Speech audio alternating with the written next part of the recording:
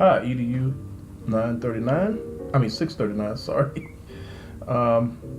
Didn't get a chance to get my interview person to give me his information so I could include this in this, but we'll do what I have. The video with Dr. David Brown made a compelling case for copyright issues that can occur in the technology distant learning environment that needs to be watched for. God calls us as believers to study, to show thyself approved unto God, a workman that needeth not to be ashamed, rightly dividing the word of truth. Timothy 2 Timothy 2:15. This would apply to our spiritual relationship with God. It makes for a rightful idea as we operate in our profession. Technology has made things accessible in ways that would not have been thought of 10 or 15 years ago. Metadata can determine our digital efforts as well.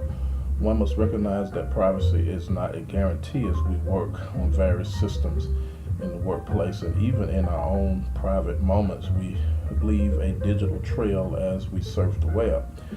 Our lives bear witness regardless of where we are. Even in the digital world, technology locates and follows. In my profession, if I get the opportunity to work in the field, I will be mindful to take care of what I do in the digital environment.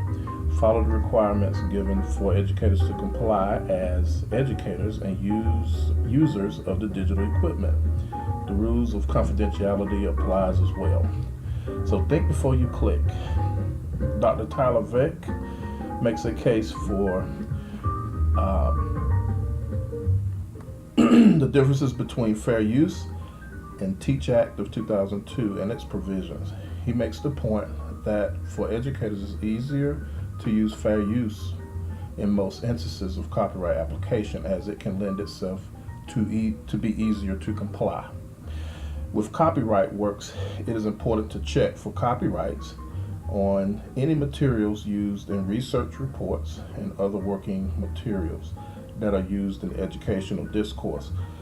I had a close relative that embarked on a nonprofit venture that had created a website for their nonprofit, and one of the members working in the organization had taken the responsibility of creating visual effects for the site. Unknowing to the owner of the nonprofit, several of the pictures was copyrighted photographs that was used without permission of the owner. The owner attempted to sue the nonprofit of costs that they ended up having to pay for using the material in business. I find that the Teach Act of 2002, it addresses the online environment. It can only show limited and reasonable portions with videos. Some institutions may have restrictions also that must be identified. So it's very important that we apply those rules of copyrights to those things that we are working, and be mindful that we make the appropriate checks once before using anything that is considered copyright. Thanks.